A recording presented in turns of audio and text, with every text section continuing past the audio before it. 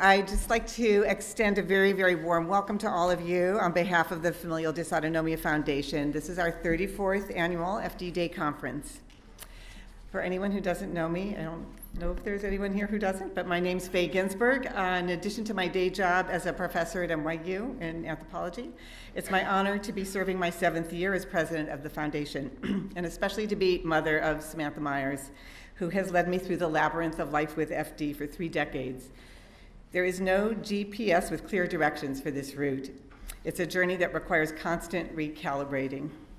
As is the case for everyone with FD, Samantha deals with the substantial complexities of living with this diagnosis and with astonishing goodwill, humor, and generosity of spirit.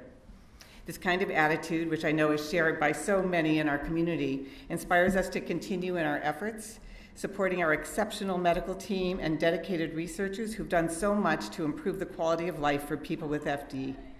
We now have the greatest number of people living to adulthood with this condition since it was first discovered 70 years ago. That is a huge accomplishment. I'd like you to join me in acknowledging and thanking the FD Center staff and ask them to stand and be recognized if you're in the room. In particular, we're very fortunate to have the FD Center the dedicated leadership of Dr. Horacio Kaufman, the director of the NYU Dysautonomia Center, Associate Director Dr. Lucy Norcliffe Kaufman, and especially Dr. Alberto Palma, who I understand is still on his airplane, and Dr. Bhumika Balgobin, if I didn't slaughter that last name, who've expanded their roles as we are working with great dedication to add much needed nurse practitioners to the team. We're really grateful to them and to all the staff at the Dysautonomia Treatment Center, as well as the ongoing contributions of our Scientific Advisory Board, and in particular, the dedication of Dr. Sue Slaugenhout of the MGH Center for Human Genetic Research, and Dr. Frances Lefcourt and her team. Dr. Lefcourt's a distinguished professor at the Department of Cell Biology and Neuroscience at Montana State University, so we really appreciate the whole team coming here to New York City. Both teams will be discussing their work this afternoon, including research for new treatments underway with PTC, the company that's helping develop Kinetin, and also a groundbreaking natural history study that's crucial to understanding how to best improve treatments for people with any kind of rare genetic disease, and especially FD. So thanks to all of you who participated in this important research thus far, and I know being a research subject time and time again is difficult, but I can't encourage you enough to be part of this foundational project. We also have a team from NYU here today. The group is making a short film about the importance of natural history studies for people with rare genetic conditions. It's an offshoot of a group called the Fearless Theater Company at the NYU Film School. And this film is going to really underscore the importance of natural history studies. So particularly looking at FD, my daughter Samantha Myers is probably responsible for that. She just came in. So if you have any concerns about appearing on camera, please let them know, and otherwise please be generous with your time and help them understand what life is like for your particular family member.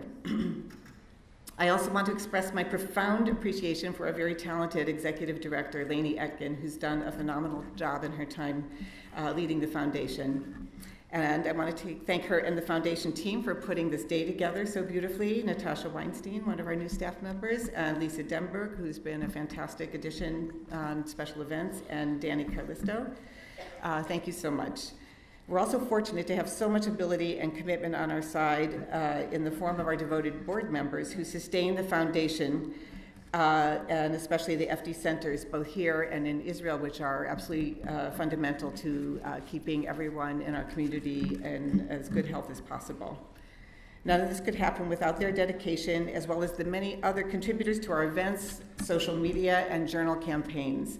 A special shout out to the extraordinary dedication of the Goldberger family, as well as Paul Wexler, Steve Fast, Steve Keats, and Rachel Blau, who organized the very recent annual FD Long Island Golf Classic yet again. Resourceful siblings and cousins who've been getting in on the action with next-gen events, including a Flywheel fundraiser this year, raising not only money but also spirits and awareness, a very crucial part of our mission. A particular high point of this year, which you're seeing up on the screen in the slideshow here, was our Tearless Art Show event, a first-time project, which we hope to repeat. It was held a month ago and featured the work of incredible artists Alexia de Ginsburg, Rachel Eisenson, here she is, Keshi Taryan Kegel, and Mara Klassen, and Peter Sonnenschein. As board member and devoted mother Jennifer Sonnenschein told us after the event regarding Peter and the reception of his work, it was the best day of his life. We had 250 attendees, and we raised over $85,000 and a huge amount of goodwill. And I especially want to recognize Freddie and Eddie Baranoff for their help in wrangling the beautiful Alouche Gallery just across the street from the Whitney. Who needs the Whitney when you have this show, right? Gerard and Brooke de Ginsburg, and Robin and Laurent Landau for all their help on this, and of course the artists for making this possible. If you're not able to attend, you can visit the foundation website to view these photos from the event. Finally, I want to acknowledge grants from the Schwartzberg family and the Montreal chapter to fund our mental health services at the center, which has been a very successful project, as well as support for new equipment added to the treatment center for monitoring blood pressure, also funded by Montreal, and our OTC retinal scanner, which has been a really important diagnostic tool made possible by PTC, the Michael J. Fox Foundation, and a number of families who came together to provide matching funds, as well as updated computer equipment that was badly needed, funded by the de Ginsburg family. It's great to see so many members of our community here today, in addition to all the presenters and medical and scientific teams. The event gives us time to talk to each other, to meet new people, renew longstanding friendships, and to learn more about innovative developments that for expanded horizons to those living with FD and their loved ones. And now it is my pleasure to invite Executive Director Lainey Etkin to the stage. Please join me in welcoming her.